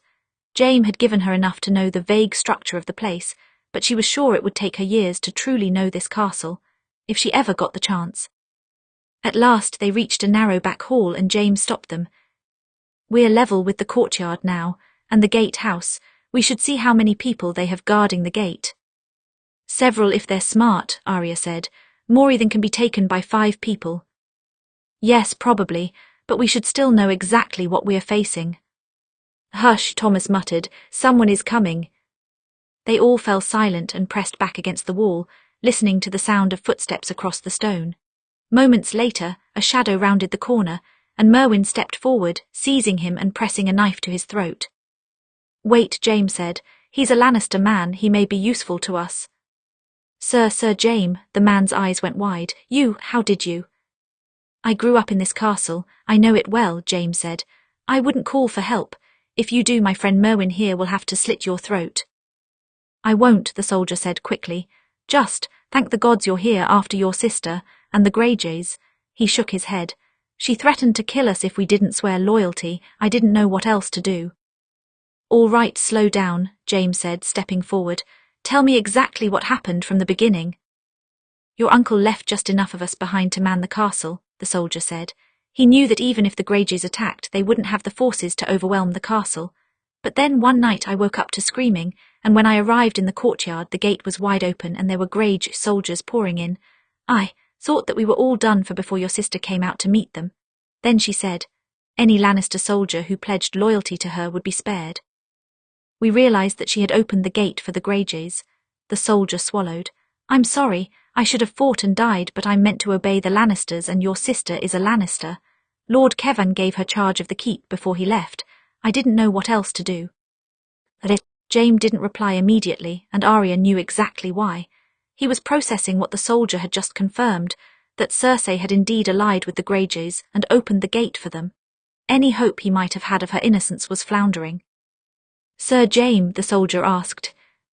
"Don't worry, we're not here to punish you," Arya said quickly. "You are sworn to obey the lord of this castle and Cersei was left in charge. No one blames you for that." She smiled. "What's your name?" "Darren," the soldier murmured. "Darren," Arya repeated. "Tell me, are you still loyal to House Lannister and Lord Tywin?" "Yes," the soldier sputtered out. "Yes, of course." "And are there others like you?" "Many," the soldier said. "Good, then you should gather those others," Arya said. "Lord Tywin is on the way here now with a great force of soldiers. You know the castle will fall eventually, even if it takes a year, and if it does he will show no mercy to those who helped the Greyjoys hold it." She paused and let the fear of Tywin's wrath take hold in his eyes before she continued. "But if you were to help open the gate for him as Cersei's men did for the Greyjoys, he would forgive you then. He would know your loyalty." Darren considered this for a long moment before his face melted into one of relief. Yes, he would know. He leaned forward. "I am loyal to Lord Tywin Lannister. Please, let me help you, lady." He shook his head. I'm sorry, I don't know your name." "It's Arya," she replied. "Arya Lannister." "Oh, my lady," the soldier bowed his head. You shouldn't have come here, she's looking for you." "Then we can't let her know I'm here," Arya said. "Can you gather those loyal to my father?" Jaime asked at last. It seemed he had finally found his voice. "Gather as many as you can, but quietly. Then meet behind the smith. Don't make a sound and don't draw attention. If you are seen, play drunk. Can you do that? Yes, Darren said. Good. Merwin, Thomas, Jaime looked at their men. Go with our new friend here. If you begin to suspect he is lying, cut his throat. We will meet you behind the smith in half an hour. He looked to Philip.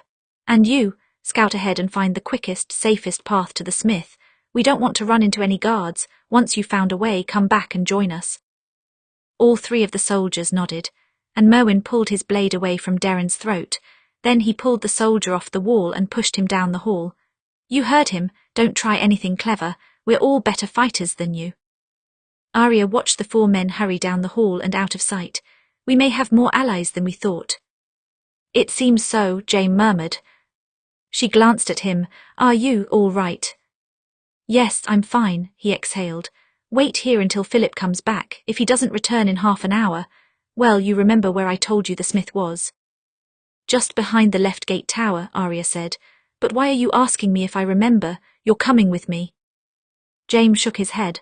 So long as you're making a play to open the gate, it's important that we keep Cersei distracted. Arya's eyes widened as she realized what he was saying. No, Jaime. No, I understand you think that you can convince her to stand down, but you can't. A woman who is willing to go this far, she won't stop now. She gripped Jaime's sleeve. Come with me, we secure the gate. We wait for your father. We open it for his men, please. Jaime gave a sad smile which broke something inside of Arya like glass. Don't worry. I'll tell her that I came alone. That might give you a better chance.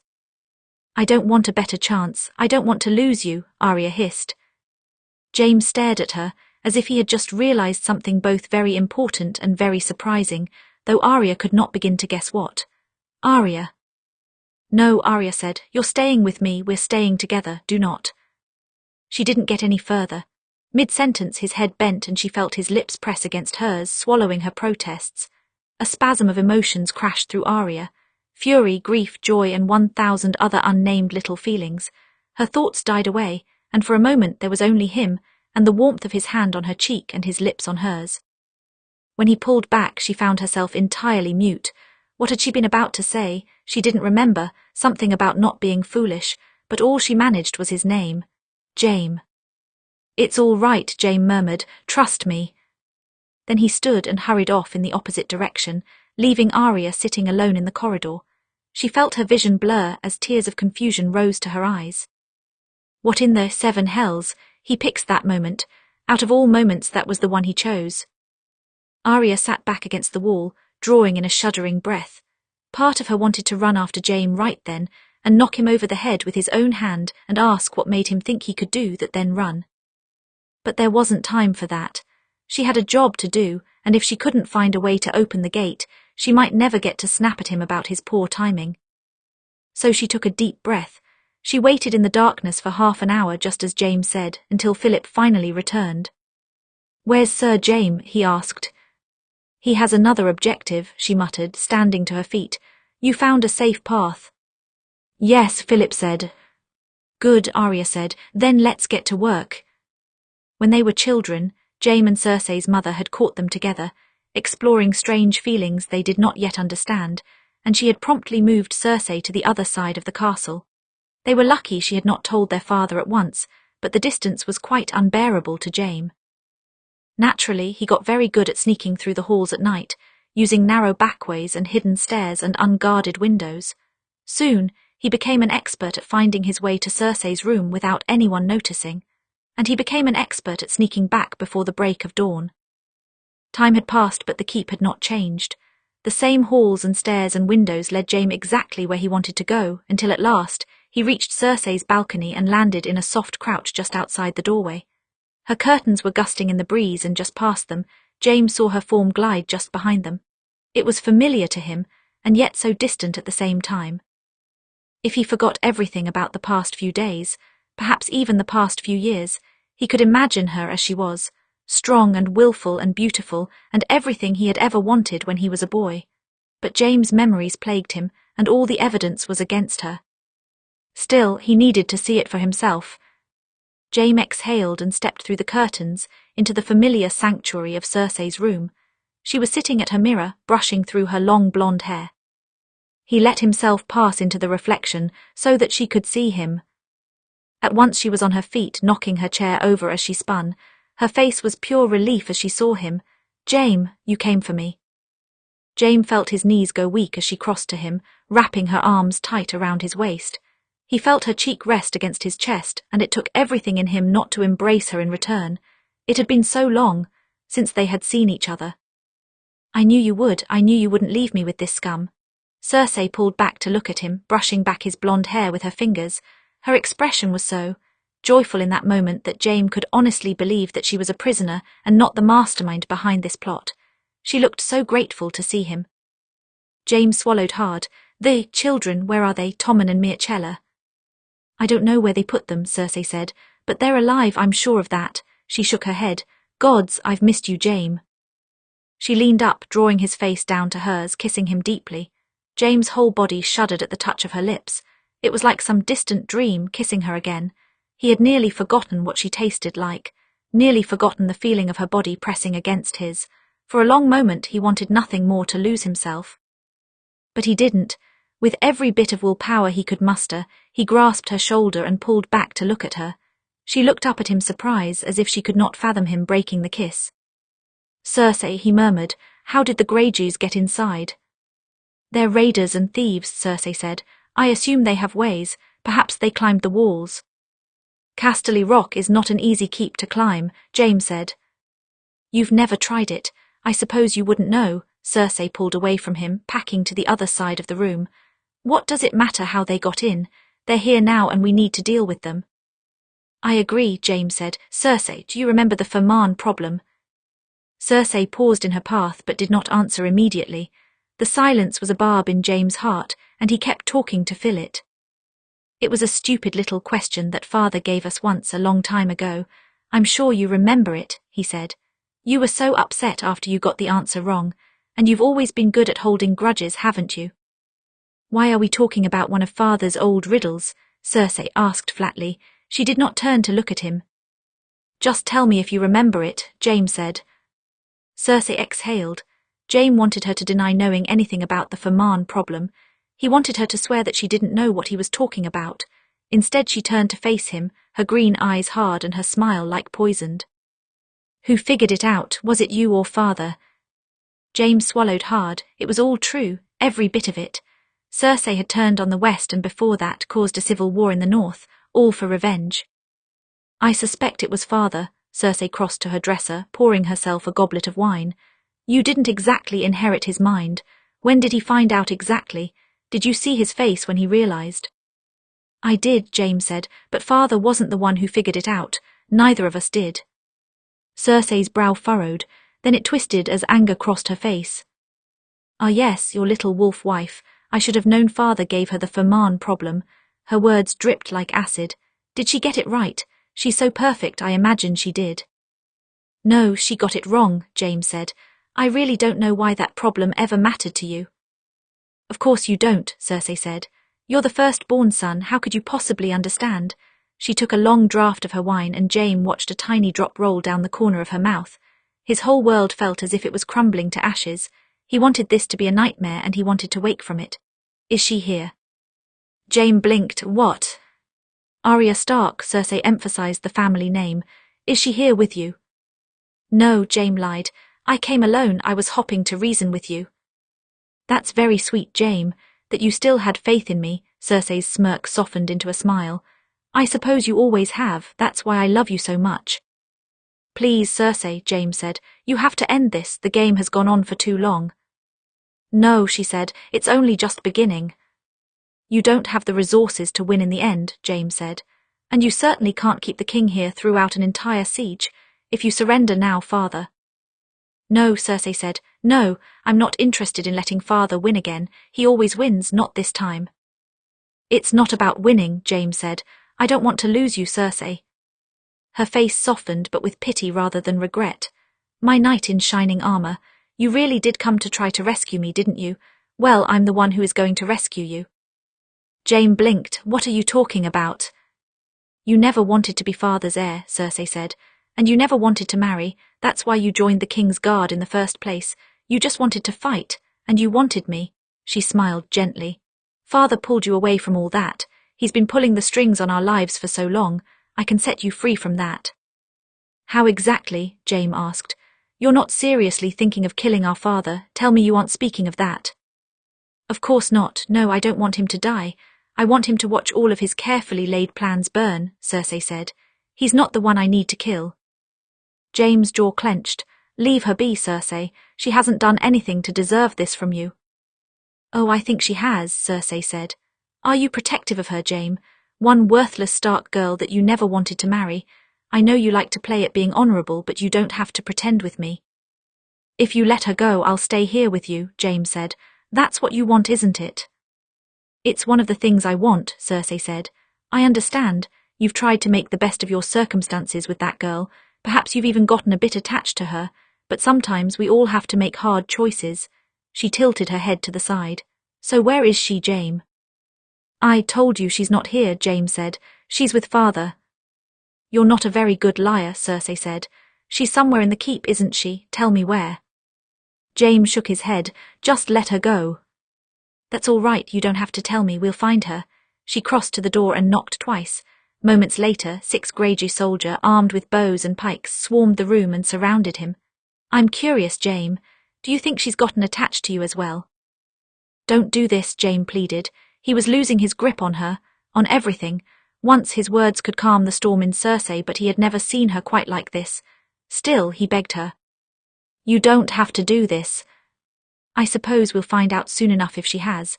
Cersei stepped aside, leaving the doorway open. "Escort Sir Jaime to the Golden Hall. I'll be there shortly." Jaime opened his mouth to respond, but before he could, the Greyjoy men were upon him, disarming him and marching him from the room.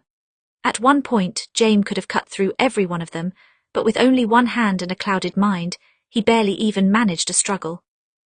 In his heart, Jaime knew this had gone past the point of no return, and before dawn broke, he was sure someone he cared for would be dead. Chapter 78, The Golden Hall. In the courtyard behind the smith, Arya found 10 men waiting for her. Merwin looked up as she and Philip crouched behind the wall, resting a hand on his sword for a moment, then relaxing as he saw their faces. "Sir Jaime," he asked. Doing something foolish, Arya thought, but did not say for fear to stirring up doubt in the soldiers. "Elsewhere, he sent me to help you all." Merwin paused for a moment to consider this before he nodded. After all, Jaime had done the same thing in the Battle of Cornfield. It would not be so strange to him. "Good, I have 10 here. Thomas has another 12 in a blind spot behind the right guard tower." "How many in each tower?" Arya asked. "Hard to see from here," Merwin said, "but one of the soldiers reports that 6 is the usual number for each." "So we outnumber them," Arya said. "We'd beat them in a straight fight, yes," Merwin said, "but it needs to be a quiet fight too. If they raise an alarm, it's over for us." "Yes," Arya said, "it's fortunate that we have soldiers who are supposedly loyal to Cersei." Besides Merwin, Darren shifted nervously. "What do you want us to do?" "Can you pretend to be the next shift of guards?" Arya asked. "No, it's mostly Greyjoy men defending the gate," Darren said, "and a few soldiers truly loyal to Cersei. They'll know we're not supposed to be there." "All right," Arya said. "In that case, which of you can play a convincing drunk?" Arya's strategy was not foolproof, but it would hopefully be just enough to catch the guards by surprise. In that surprise, they would have a very small window in which they could kill them all and secure the tower. If they failed, there would be no opening the gate and no salvation from Tywin's armies. Over the next hour, each of their men moved quickly and quietly to the guard tower, piling into the empty stairwell as quietly as they possibly could. Arya was the last of them to enter the tower, and she held her breath in the darkness before nodding to 3 of the soldiers who had agreed to make themselves a distraction. They started up the stairs and near the top began to make a great drunken ruckus, stumbling as they stepped and laughing too loudly. Arya heard one of the Greyjoy men snap about how they shouldn't be here, and a soldier replied that they just came up for the view. They shut the door behind them, and at once, Arya surged forward, leading the other soldiers up the stairway and to the door at the top. They waited for a few breaths, listening to make sure that the Greyjoy watchmen were completely distracted. Then Arya gave Merwin a nod. Merwin shoved the door open, darting into the room and driving his knife through the eye of one of the soldiers. Arya followed immediately after, cutting the throat of a Greyjoy guard just as he was about to call for help. In only a few seconds, their enemies lay dead, and the stone of the guard tower was stained red with blood. Arya held her breath as she waited to hear a horn or a bell or a call of alarm from the other guard tower, but all she heard was silence. She looked out the small window and saw someone waving a torch on the other side. Success! They had been successful. She released a breath and leaned back against the wall. "All right, we have the towers," Merwin said. "Now what?" "Now we hold them until dawn," Arya said. "Darren, when do the shifts change?" "It used to be an hour or so before daybreak," Darren said. "Now I'm not sure." "Well, keep alert," Arya said. "When the new shift comes, take care of them. It is vital that we hold these towers until Lord Tywin arrives. Do nothing to attract attention." She glanced down at the floor, stepping out of the path of a growing pool of blood. "Find a place to put these bodies and clean this place up best you can. Move discreetly." "Some of them will fit in the closet," Darren said. "We'll find a place for the others." "Good," Arya glanced at Merwin. "I'll leave you in charge of this tower and Thomas in charge of the other. I trust you'll make sure the gate opens for Lord Tywin." "Yes, lady," Merwin said. "And where will you be?" "Looking for the king," Arya said. "He's hostage here somewhere. I need to find him and secure him before Euron Greyjoy tries anything." "Forgive me, lady, but I don't think that's wise," Merwin said. "Cersei is looking for you. If you wander the keep, you make yourself an easy target." "There's already a risk that she knows I'm here," Arya said. At this point, Jaime was likely with her and she had no doubt that it was not going well. She would know that Arya had come with him. "Better that I be far away from you when she comes looking for me. She cannot know about the gate. With any luck, she'll be so focused on finding me that she will ignore the rest of you." "We can fight, lady," said another soldier. "We do not need you to put yourself in danger for us." Arya's mouth twitched into a smile. "I don't mean to discredit your fighting skill, but opening the gate is what keeps the Lannister family from a year-long siege against itself. Focus on protecting your home before you focus on protecting me." "Take Philip with you at least," Merwin said. "You need someone to watch your back and he knows the rock well." Arya considered this for a moment, then nodded. "All right, I could use a guide." She looked around. "Does anyone know where the king might be?" "The West Wing," a soldier in the back corner spoke up. "I heard the Greyjoys talking about it. Apparently there's a beast of a man guarding the king and the princess. I don't know exactly where though." "A beast of a man," Arya repeated. "Should make him easy to spot at least." She motioned to Philip. "Come on, no time to waste." Philip nodded and they both started for the stairs. When Arya hit the doorway, Darren called out to her. Lady." Arya turned back to face him and all of the other soldiers. "Yes." He bowed his head. "Good luck." Arya gave him a small smile. "And to you." Then she turned and rushed after Philip again. There were still a few hours left until dawn, and she had no guarantee that Tywin would make it in time or that her men would be able to hold the gate. But at least there was a chance. Now she had to hope that both her and Jaime would survive to see that dawn. Philip was an excellent guide for the Rock. Apparently he had lived there as a child. His mother had been a cook in the kitchens, and he often watched her work. Then he spent his free time wandering the narrow back passages of the keep, letting himself get lost, and then working to find his way back again. "More than once my mother beat me for disappearing on her," he said. "I got lost for too long." "Hopefully you won't get us lost here," Arya said. "Never, lady," Philip said. "I'm not a child anymore." The number of guards in the keep was minimal. Greyjoy had a fair number of men, but only enough to defend the walls. Many of the Lannister men who resisted had been killed, and the castle was currently short-staffed. It was lucky for Arya and Philip. That meant they had a better chance of going unnoticed. When they reached the West Wing, they slowed their pace, moving very carefully around corners, looking for this supposed monster of a man guarding the king and princess. It did not take long to spot him. When Arya glanced around the corner, she saw his shadow, and even from a distance she was sure of his identity. The Mountain. No other man stood so tall or so terrifying. At least Cersei doesn't trust the Greyjoys, Arya thought. She had given her children the very best guard in the Seven Kingdoms, knowing they could be in danger. Arya guessed that her plan was already in motion when Tommen and Myrcella arrived, and she could not do anything to change it. So instead she locked her children away for safety.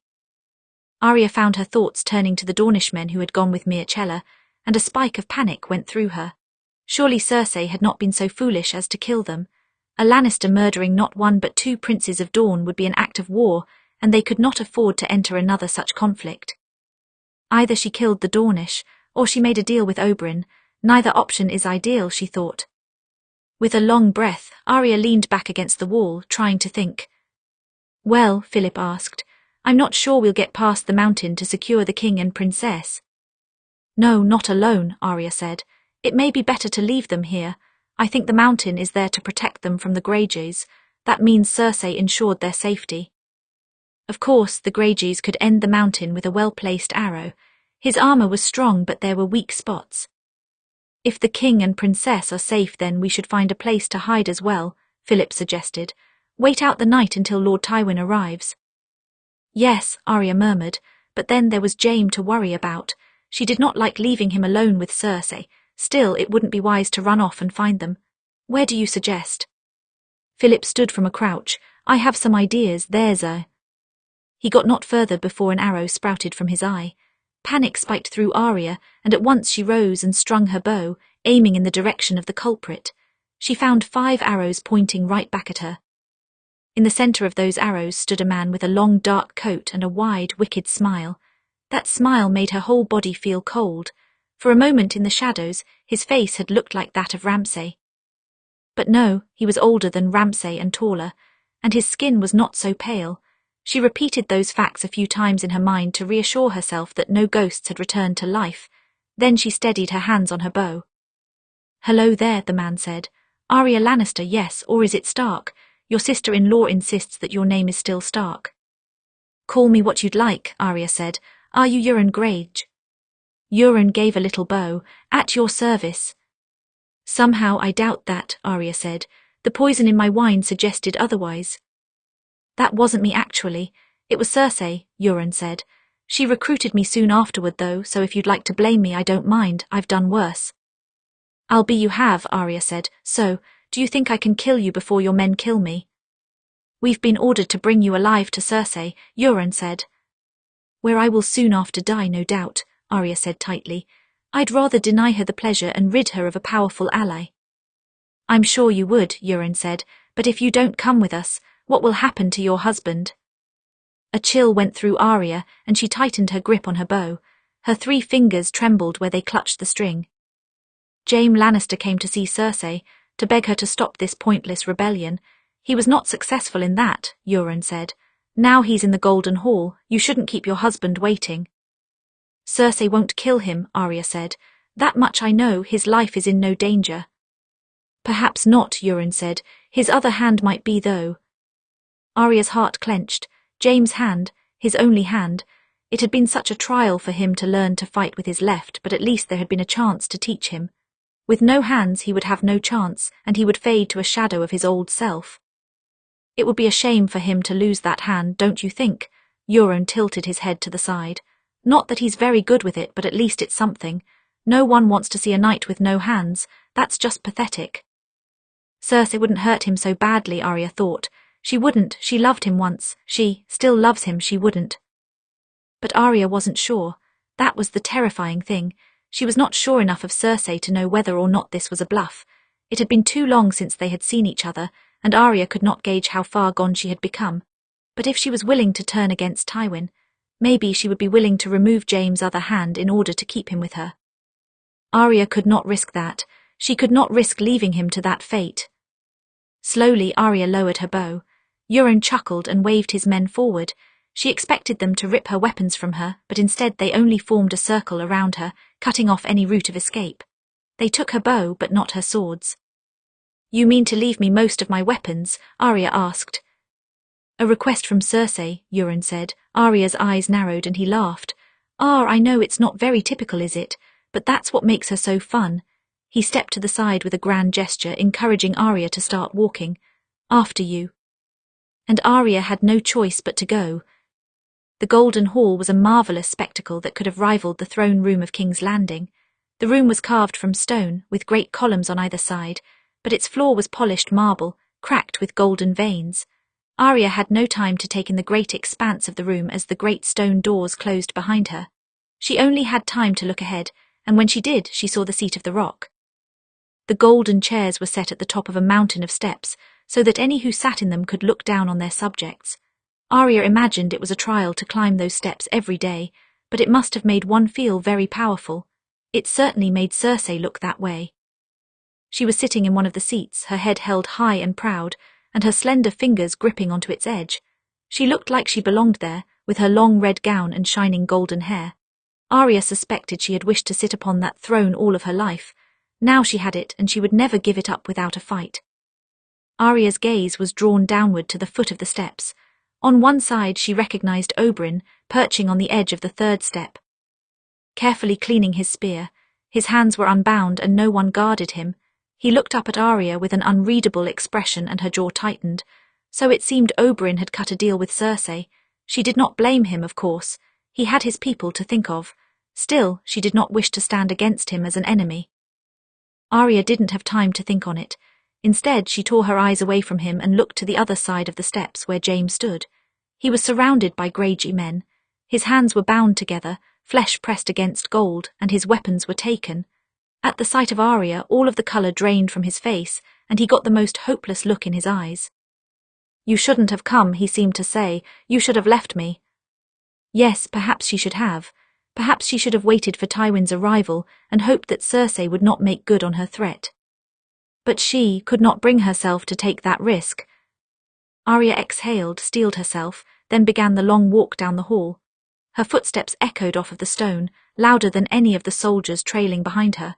She was likely going to die here, but if she was meant to finally meet death in this place, she had every intention of introducing him to Cersei as well. At last she stopped a few paces from the foot of the stairs. She lifted her chin because she had no choice and looked Cersei straight in the eye. "Well," she asked, "here I am." "Here you are," Cersei said. "A clever girl would have stayed far away from me." "A clever girl wouldn't have taken a castle she can't keep," Arya replied flatly. Cersei laughed once. "Sharp-tongued, you always were, not that it makes any difference now." She stood from her seat. "I hear you went without a fight. That doesn't seem very like you. Why did you come here when you know you won't leave this hall alive?" Arya should not have looked at Jaime then. She should have held Cersei's gaze. But her eyes flickered to him for just a half-second, taking in that awful, fearful look on his face before fixing on Cersei again. "I see," Cersei smiled. "Do you love him, Lady Arya? I'm very curious about that. After all, you used to despise Lannisters. But why would you be here unless you did?" Arya swallowed hard. She did not have an answer for that question, nor would she give Cersei the satisfaction of trying to come up with one. "Does it matter why I came? I'm here. Now what do you want from me?" "I want everything you stole which is rightfully mine," Cersei said. "Tell me, Lady Arya, why did my father choose you? Why did he give you so much while he sent me away? I'm his daughter, his only daughter, and yet you—" She shook her head. "I've been thinking so often of why, but I never can come up with the answer." "If you're looking for the answer, you won't find it with me," Arya said. "I don't know why, not any more than you." Cersei gave her an acidic smile, then she glanced down. "That sword, it's the one my father gave you, isn't it?" Arya did not reply, but rested her hand on the hilt. "I was never allowed to take up a sword when I was a child. That was a privilege only for Jaime, because I was a woman meant to learn to be a perfect wife." Cersei came down the steps slowly, one at a time, never taking her eyes off of Arya. "He told me it was the way of the world, and yet, he gives you a sword. That doesn't seem fair, does it?" "No," Arya said, "it doesn't." "Well," Cersei said, "I wonder, are you any good with that blade?" Arya's eyes narrowed. She noticed Cersei drawing closer and wondered if she would come close enough for her to strike her with her poisoned dagger. She would have to wait for the perfect opening. "I'm good enough." Cersei smiled. "Let's find out." Out of the corner of her eye, Arya caught a flicker of movement and heard the scrape of a sword being drawn. On instinct, she drew Winter's Fury from its sheath, turning and blocking the fall of the blade. Her arms rang with the impact.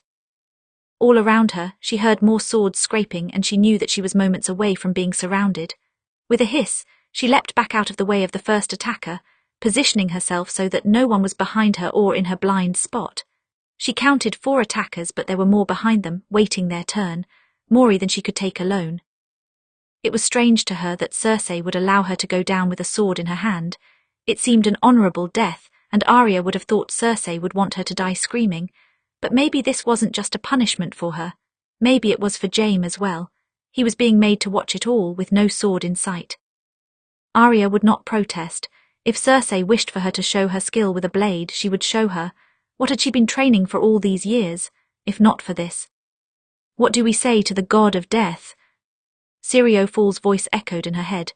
He was far away, still at King's Landing, but she felt him as if he were standing right by her side. Not today, she thought, not for Cersei, not in front of Jaime, not today. The first two men lunged at her from either side. Arya ducked beneath the stroke of their blades, dragging her own across the stomach of the first. In the same breath, she drew one of her knives and slashed the second man behind the knee. As he fell, she cut his throat. But before he had even fallen to the ground, two more soldiers replaced him. Arya was forced to throw herself to the side to avoid their blades. She rolled and struggled to stand and scramble out of their range. As she did, she felt a sharp pain at her arm as a knife cut her. She spun, throwing out her sword in the direction of the attacker, but Euron Greyjoy danced out of the way, returning to the sidelines with a laugh. Arya blocked another strike, then another. They rained down upon her and she was moving on instinct, only one thought repeating in her head over and over again. Not today, not today, not today. She felled another soldier by stabbing through the eye with her knife. Then, when his companion tried to take advantage of an opening, she let herself fully drop to the ground beneath the stroke of his sword and roll between his legs before coming up behind him and cutting across the back of his knees. She ended him with a quick swipe of Winter's Fury, and his blood mixed with that of his companions on the ground. Arya's arms were trembling from the effort of fighting, and she turned slowly to see that more soldiers were approaching her. Not just Greyjoys. Out of the corner of her eye she could see Oberyn approaching as well, at a rather leisurely pace, turning his spear in his hand. He had made a deal with Cersei. She imagined Cersei had offered him the vengeance he desired, not just against the mountain, against Tywin as well. Perhaps she told him he could have everything he wanted, if he just helped her to kill one girl. She wasn't sure she could blame him for that. Oberyn didn't know Arya well. If anything, she was an obstacle to his vengeance on Tywin. She might do the same if it meant avenging her family. But she could not beat him in a fight, not with this many others around. The soldiers continued to come, one or two at a time, as if Cersei was toying with her. Arya was shocked that Euron Greyjoy was willing to risk so many of his men, but maybe he saw them as tools just like Cersei did, pawns in a fun little game. Soon the white and gold floor was stained red with blood, Greyjoy blood mostly, though more than one had managed to nick Arya's arms with their blades. She was exhausted and gasping for breath, but she had not time to rest. A giant of a soldier came at her then, and when she raised her sword to block, he knocked it right out of her hands, sending it spinning across the floor. Then he kicked her legs out from under her, and she hit the ground with a gasp. Moments later, there were hands on her arms, pulling her onto her knees. Two Greyjoy soldiers had her pinned between them, and she could not reach her weapons. Her heart raced, and she looked around, hoping for some sort of miracle. "Cersei, stop," she heard Jaime's voice from across the room, though she could not turn to see him. The giant Greyjoy was blocking her vision as he approached, turning his sword in hand. "Let her go. I'll do anything, please." Arya shuddered as she looked from the soldier to his sword and watched it rise. I'm going to die, she thought. So many times she had come close to death. It was almost like an old friend. She had been prepared to die before when she threw herself from the walls of Winterfell to avoid Ramsay. She had accepted it, but now she did not want to die yet. "Jaime," she thought, "I'm sorry." Sword fell, but it did not strike Arya. Rather, it clattered to the ground, just as the tip of a spear sprouted from the man's throat.